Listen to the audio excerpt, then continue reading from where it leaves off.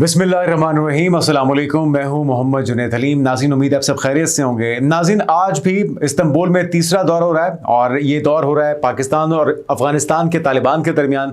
कोशिश ये की जा रही है पाकिस्तान की तरफ से कि मुसलसल किसी तरीके से मामले को अफ़वाम तफ़हीम से और पुरअमन तरीके से हल किया जा सके, लेकिन हम देखते हैं कि ऐन उस वक्त जब मुज़ाकरात किसी सूरत इख्तियार करने के लिए जा रहे होते हैं और लग रहा होता है कि कोई उम्मीद पैदा हो जाएगी, ऐसे में सीज़ फायर वायलेशन होती है और दरअंदाजी की कोशिश होती है और सारे किए किराए पर पानी फिर जाता है। कुछ ऐसा ही हुआ है इस बार भी, और गुज़श्ता रोज़ भी दरअंदाजी की कोशिशें हुई हैं चमन बॉर्डर के ऊपर। करक में कुछ कार्रवाइयाँ की हैं पाकिस्तान ने मजबूरन, क्योंकि अब आप दरअंदाजी की कोशिश करेंगे, अपनी यकीन दहानियों के बावजूद अपनी हरकतों से बाज नहीं आएंगे, दहशतगर्दी की कार्रवाइयों से बाज नहीं आएंगे, तो फिर अल्टीमेटली पाकिस्तान को कुछ जवाबी कार्रवाई करना पड़ेगी। इस कार्रवाई से मुतल्लिक आपको अपडेट करते हैं, फिर आपको बताएंगे कि बरतानवी जो फोर्सेस के सरबराह हैं, बरतानवी chief of the general staff, वो पाकिस्तान पहुंचे हैं। फील्ड मार्शल आसिम मुनीर से उनकी मुलाकात हुई है। इस मुलाकात का अहवाल आपके साथ शेयर करेंगे और फिर आपको देंगे कि मुस्लिम नेटो की तश्कील में एक और बड़ा कदम इसे करार दिया जा रहा है। पाकिस्तान और सऊदी अरब के दरमियान होने वाले दिफाई मुआहिदे में अब ईरान ने शमूलियत में ख्वाहिश का इजहार कर दिया है। ईरान की तरफ से क्या बयान सामने आया ये भी आपको बताएंगे और फिर आपको बताएंगे कि डोनाल्ड ट्रंप की तरफ से ये दावा किया जा रहा है कि काज़ाकिस्तान की तरफ से अब्राहम अकॉर्ड को शामिल करने या तस्लीम करने की बात हो रही है और उसमें शमूलियत की बात की जा रही है। ये यकीनी तौर पर बायस तशवीश है एक ऐसी सूरत हाल में जब गजा अमन मुआहिदे के ऊपर पूरी तरह से अमल दरामद नहीं हुआ और अपने वादों का पास नेतन्याहू की तरफ से कतल नहीं किया जा रहा। अब भी जो वायलेशंस हैं वो जारी रखे हुए हैं और ऐसे में काज़ाकिस्तान का अब्राहम अकॉर्ड को तस्लीम करना या उसमें शामिल होना यकीनी तौर पे बायस तशवीश है और मुस्लिम मुल्क का इस मुआहिदे का हिस्सा बनना यकीनी तौर पे एक सवालिया निशान पैदा करता है। और नाज़रीन, अगली खबर आपको देंगे डोनाल्ड ट्रंप के उस दावे की जिसमें उन्होंने एक बार फिर से एक्सपोज किया है नरेंद्र मोदी के झूठ को कि उन्हें फ़र्क नहीं पड़ता कि अमेरिका क्या चाहता है या अमेरिका क्या सोचता है। और डोनाल्ड ट्रंप ने यह भी दावा किया है कि बड़े पैमाने पर रशिया से तेल खरीदने की जो कोशिश थी उसमें बड़ी रुकावट पैदा हो चुकी है और भारत ने अब रशिया से तेल खरीदना बंद कर दिया है।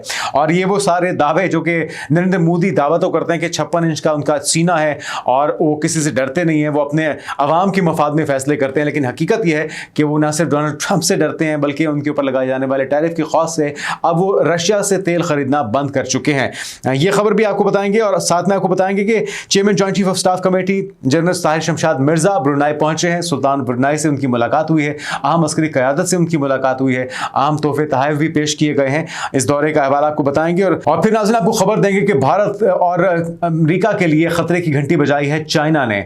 अपने जदीद तरीन फाइटर जेट एयरक्राफ्ट को मंजरेआम पर लाते हुए फौजियान ये एयरक्राफ्ट जो कि कैटापुल्ट सलाहियत का हामिल है इससे लैस है और इसकी जो इनॉग्रेशन की तकरीब थी उसमें बाकायदा तौर पे चाइनीज़ प्रेसिडेंट की तरफ से शिरकत की गई, शी जिनपिंग की तरफ से, और इसे पूरी दुनिया के सामने लाया गया है जिस मौके पर इसे इनॉग्रेट किया गया। इस मौके पर हमने देखा कि J-35 तैयारे भी इस एयरक्राफ्ट कैरियर के ऊपर मौजूद थे। तो ये बहुत ही ज़बरदस्त विजुअल्स आए हैं और आखिर में जाते जाते आपको खबर देंगे कि किस तरह से एक्सपोज किया है राहुल गांधी ने उस धांधली को जिसके जरिए ये भाजपा सरकार बनी है। किस तरह से ब्राज़ीलियन मॉडल को एक नहीं बल्कि 22 जगहों पे उसके तस्वीर को इस्तेमाल किया गया जाली वोट कास्ट करने के लिए हरियाणा में। और सिर्फ ये एक केस नहीं है, ऐसे और दर्जनों सैकड़ों और कैरेक्टर्स हैं खुद साख्ता तस्वीर लगाते हुए जाली वोट डलवाए गए हैं और भाजपा सरकार की तश्कील में इस धांधली ने अहम किरदार अदा किया है। तो सबूत राहुल गांधी पूरी दुनिया के सामने ला चुके हैं, इलेक्शन कमीशन के सामने ला चुके हैं, लेकिन अगर अब भी कोई एक्शन नहीं होता और सवाल नहीं पूछा जाता अंधभक्तों से या फिर आरएसएस से या फिर उस बीजेपी से जो कि तमाम इंडियंस की किस्मतों का फैसला कर रही है जाली हुकूमत के जरिए, तो फिर यकीनी तौर पे हम यही कह सकते हैं कि अल्लाह ही हाफिज है इस हुकूमत का और उन लोगों का जिनके ऊपर ये हुकूमत इस वक्त मुसल्लत की गई है। नाज़रीन, सबसे पहली खबर आपके साथ शेयर करते हैं और इस्तांबुल में जिस तरह से आप जानते हैं कि पाकिस्तान का वफ़द मौजूद है और हाई डेलीगेशन वहाँ पर मौजूद है। वफूद में कौन कौन शामिल आपको बता देते हैं। मुज़ाकरात के लिए इस्तांबुल में मौजूद अफगान वफ़द में तालिबान हुकूमत के इंटेलिजेंस चीफ हैं अब्दुल हक वासिक, नायब वज़ीर दाखिला रहमतुल्लाह नजीब हैं, दोहा में तालिबान हुकूमत के सफ़ीर सुहेल शाहीन, अनस हक्कानी वज़ारत ख़ारजा के दूसरे शोबे के सरबराह अब्दुल कहार बल्खी और ज़हीर बल्खी भी इसमें शामिल हैं और मज़ीद सरकारी एहलकार भी इसमें शामिल है, जबकि पाकिस्तान की तरफ से सिक्योरिटी हुकाम मुज़ाकरात में हिस्सा ले रहे हैं। अच्छा, धमकियाँ दी जा रही हैं और न सिर्फ धमकियाँ दी जा रही हैं बल्कि दरअंदाजी भी की जा रही है सरहदों के ऊपर। गुज़श्ता रोज़ हमने देखा कि चमन बॉर्डर के ऊपर इश्तियाल अंगेजी की गई, पाकिस्तानी फोर्सेस को निशाना बनाया गया, सिविलियंस को निशाना बनाया गया, जिसका फिर मुंह तोड़ जवाब पाकिस्तान ने देना ही था। और ये एक फितरी रद्द-ए-अमल है जो कि पाकिस्तान हमेशा की तरह देता है, मजबूरन देता है, लेकिन साथ में हमने वाज़े बता दिया है कि जो माजी में हमने टाल मटोल की है या सब्र तहम्मुल का मुजाहरा किया है, अब हमसे इस सब्र की तवक्को ना की जाए। तो तालिबान हुकूमत ने साथ में धमकियां भी दी हैं। वो कहते हैं कि पाकिस्तान को खबरदार करते हुए कि अगर ये तनाज़ा जारी रहा तो पाकिस्तान नहीं रहेगा। तो भाई पहली बात तो ये कि आपकी इन धमकियों से पाकिस्तान डरने वाला नहीं है। दूसरा, अगर ये तनाज़ा जारी रहा, ये आपने धमकी दी है ना, तो इस तनाज़े को शुरू करने की और इसको जारी रखने की बुनियादी वजह आपका टीटीपी को, बीएलए को और दीगर दहशतगर्द तंजीमों को सपोर्ट करना है, उन्हें शेल्टर देना है, उन्हें पनाह देना है और पाकिस्तान के खिलाफ इस्तेमाल करना है। आपका नई दिल्ली से इंस्ट्रक्शंस लेना है, आपका ज़ल्मे खलीलज़ाद से इंस्ट्रक्शंस लेना है, उन तमाम किरदारों से हिदायत लेना है जो कि पाकिस्तान के इस खित्ते के मफाद में कतई नहीं है, बल्कि इसके खित्ते के अमन को तबाह करने के दर पे हैं ये तमाम कैरेक्टर्स। अगर आप उनसे हिदायत लेंगे और आप ये नहीं देखेंगे कि आपके अवाम का मुस्तकबिल उसकी बेहतरी किस चीज़ में है, तो फिर यकीनी तौर पर यह तनाज़ा बरकरार रहेगा।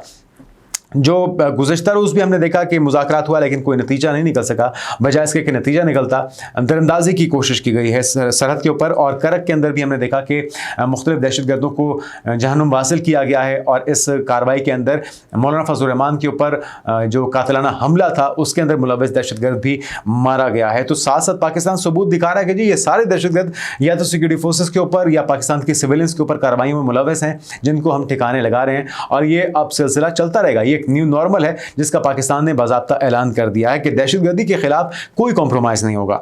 अच्छा, पाकिस्तान और अफगानिस्तान के दरमियान जो गुज़िश्ता रोज़ होने वाला मुज़ाकरात का सिलसिला था वो आज भी जारी है और माहौल बहुत अच्छा था, लेकिन कोई हल नहीं निकल पा रहा क्योंकि हम देख रहे हैं कि मैं ना मानो की अभी तक पॉलिसी तालिबान की तरफ से बरकरार रखी गई है। जो श्योरिटीज़ पाकिस्तान मांग रहा है, बजाय इसके कि वो उसकी यकीन दहानी करवाएं कि जी आप दहशतगर्दी को नहीं पनपने देंगे, वो उल्टा पाकिस्तान से श्योरिटीज़ मांग रहे हैं कि जी आपने कोई हवाई अड्डे नहीं देने, आपने अमेरिका के साथ ताउन नहीं करना, आपने फ़िज़ाई हुदूद उनको इस्तेमाल नहीं करने देनी, अफगानिस्तान के ऊपर हमला करने के लिए आप इस चीज़ की रिटर्न कोई हमें श्योरिटी दीजिए। भाई श्योरिटियाँ हमें देने की ज़रूरत नहीं है, आपको देने की ज़रूरत है, क्योंकि इस वक्त जो हज़ारों की तादाद में कंटेनर सरहदों पे खड़े हैं तो आपका फल, आपकी सब्जियाँ और आपका सारी अजनास वो गल सड़ रही हैं और करोड़ों का नुकसान आपके ताजरों का हो रहा है।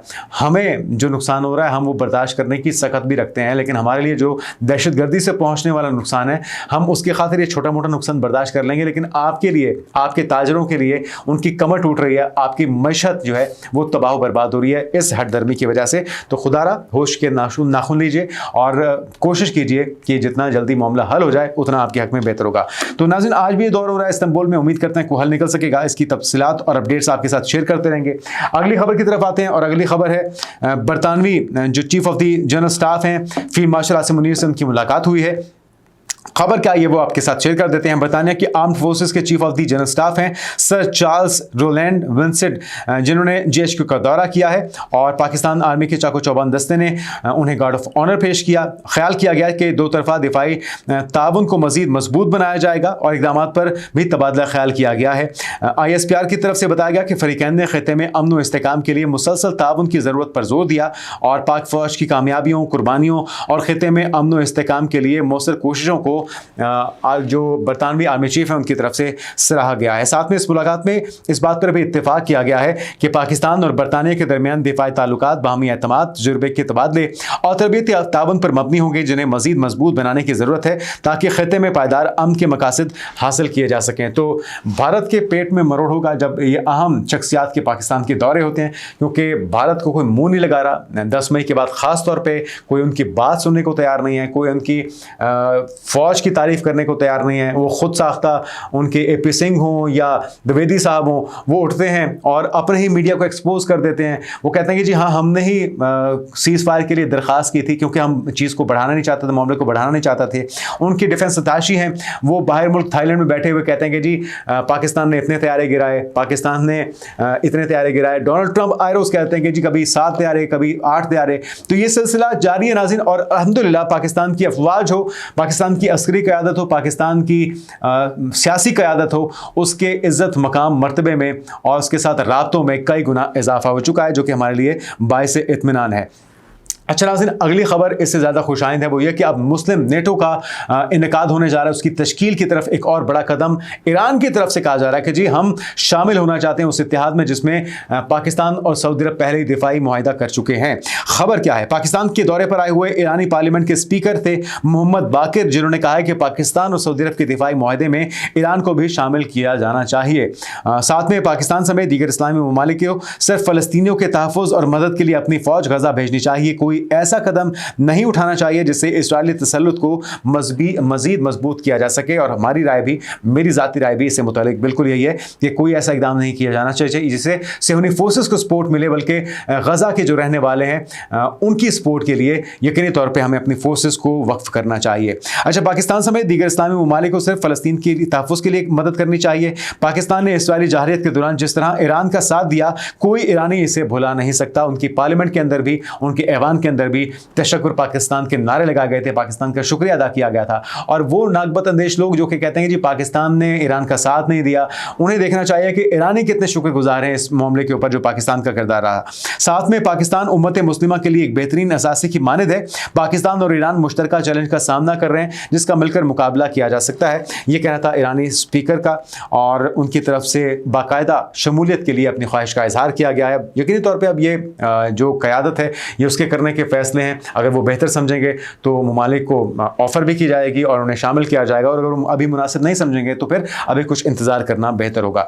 अगली खबर की तरफ बढ़ते नाज़रीन, और काज़ाकिस्तान की तरफ से उस जंगी जराइम के मुर्तकिब इजराइल को, नेतन्याहू को, इब्राहिम अकॉर्ड को तस्लीम करने की बात हो रही है, जो कि यकीनी तौर पर बायस तशवीश है डोनाल्ड ट्रंप की तरफ से, क्योंकि डोनाल्ड ट्रंप बड़े पेश हैं इब्राहिम अकॉर्ड को तस्लीम करवाने में। बुनियादी तौर पर ये वो एग्रीमेंट है नाज़रीन जिसमें अरब ममालिक को मुस्लिम दुनिया को तस्लीम करवाना है इजराइल के वजूद को, और इसके ऊपर अब हम देख रहे हैं कि काम तेज़ी से शुरू कर दिया गया है। यूएई हो गया, दीगर ममालिक हो गए, उनकी तरफ से पहले ही ग्रीन सिग्नल दिया जा चुका है। और अब काज़ाकिस्तान के बारे में डोनाल्ड ट्रंप ये दावा कर रहे हैं कि उसने शमूलियत का फैसला कर लिया है।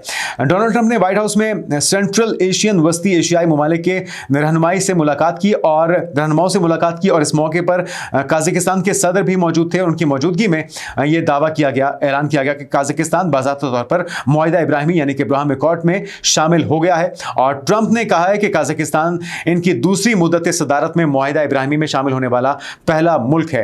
तो अब देखते हैं अगला नंबर किसका आता है। बहरहाल जो मुस्लिम दुनिया है, अरब कंट्रीज हैं, उन्हें सोच समझ के फैसले करने होंगे ऐसे वक्त में जब गजा अमन मुआहिदे के ऊपर अमल दरामद के लिए कोशिशें हो रही हैं, और इस कोशिशों को सबोताज करने वाला नेतन्याहू और सियोनी फोर्सेज हैं। जब तक इस अमन मुआहिदे के ऊपर मुकम्मल अमल दरामद नहीं होता तब तक इस बारे में सोचना भी मेरे ख्याल में ये गद्दारी के मुतरादिफ होगा। ट्रंप ने दावा किया है कि दीगर ममालिक भी जल्द इब्राहिम अकॉर्ड्स में शामिल हो जाएंगे। और साथ में अमेरिकी नुमाइंदा खसूसी बराए मशरक़ वस्ता स्टीव विटकॉफ ने गुज़श्ता रोज़ कहा था कि आज रात एक और मुल्क इब्राहिम अकॉर्ड्स में शामिल होने का ऐलान करेगा, जिसके बाद मुख्तलिफ तरह की कयास आराइयाँ शुरू कर दी गई हैं।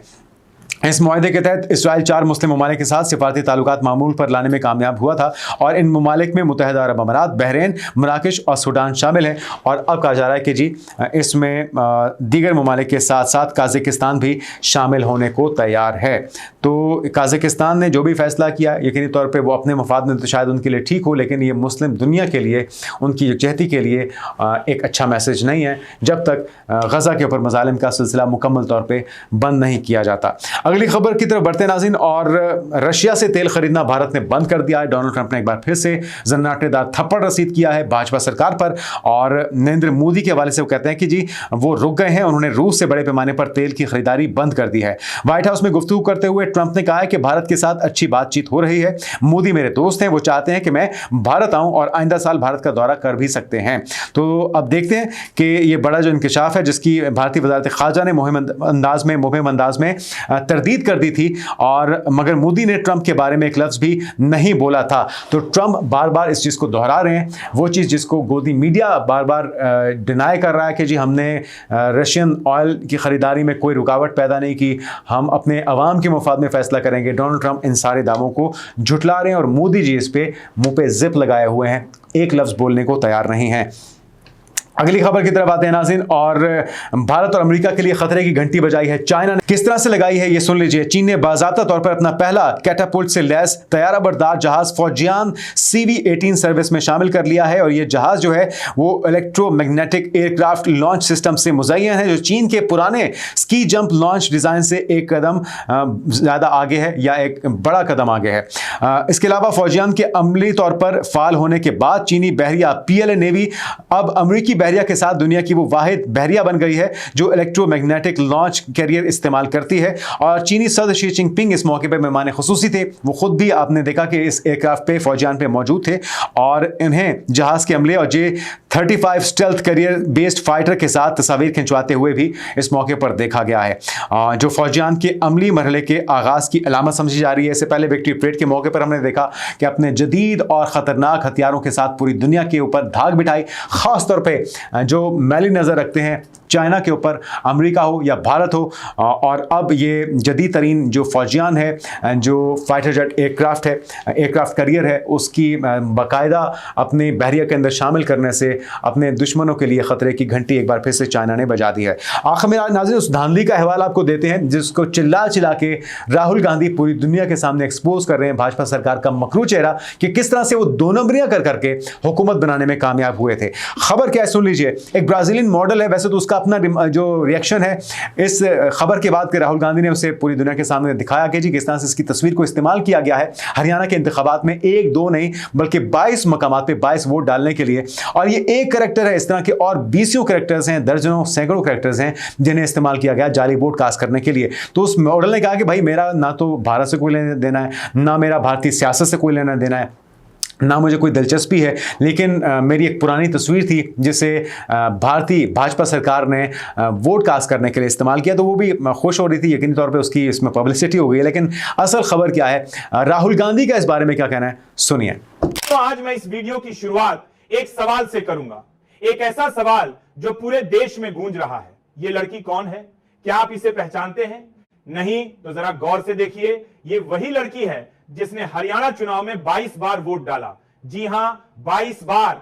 अब आप सोच रहे होंगे एक वोट डालने में ही लाइन लग जाती है, और ये लड़की 22 बार वोट डाल आई। कैसे, किसके इशारे पर और क्यों?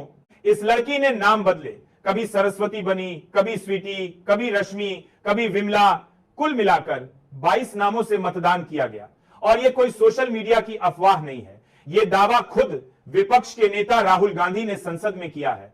उन्होंने दावा किया, कुछ किया है, कहा यह लड़की हरियाणा विधानसभा में 22 बार मतदान कर चुकी है। अब सवाल यह है दोस्तों, जब एक ही लड़की 22 बार वोट डाल सकती है तो फिर चुनाव आयोग सो रहा है या सुला दिया गया है? राहुल गांधी का दावा है कि इस लड़की के नाम पर कई वोटर ID कार्ड बने हैं। सीमा, स्वीटी, सरस्वती, रश्मि, विमला, कविता, दर्शना, किरण, पूनम, सुमन और जाने कितने नामों से ये लोकतंत्र के चेहरे पर तमाचा है।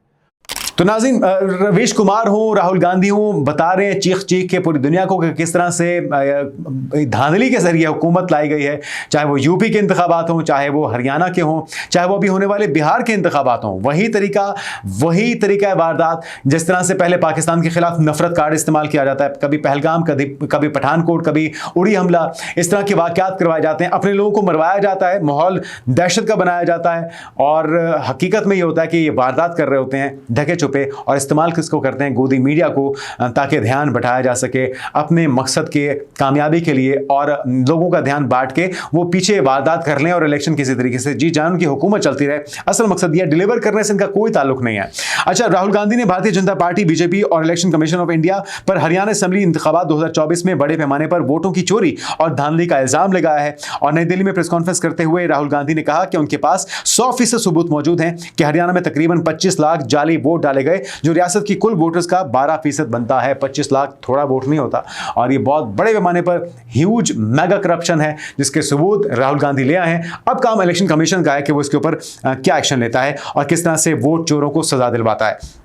उन्होंने कहा है कि हरियाणा में 2 करोड़ वोटर्स हैं जिनमें से 25 लाख जाली हैं, हर 8 में से 1 वोट फर्जी है। इनकी टीम ने 5,21,000 जो डुप्लीकेट वोटर्स हैं उनकी एंट्रीज को दरियाफ्त किया है। और राहुल गांधी ने मजीद क्या कहा वो भी सुन लीजिए। बीजेपी कारकुनान और रहनुमा बैक वक्त उत्तर प्रदेश हरियाणा दोनों में वोट डालने के अहल करार दिए गए। एक बीजेपी लीडर के पत्ते पर 66 वोट दर्ज थे जबकि एक और के घर पर 500 वोटर दर्ज थे।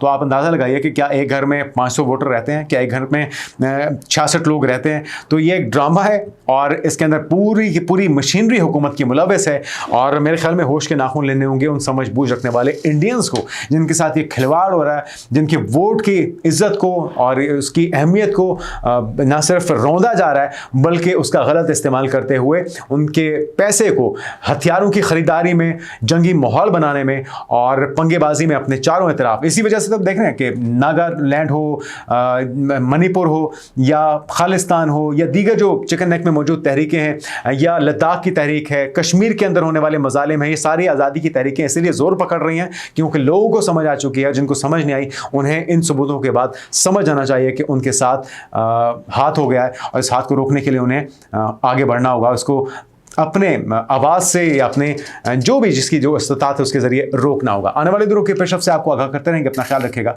अल्लाह हाफिज़।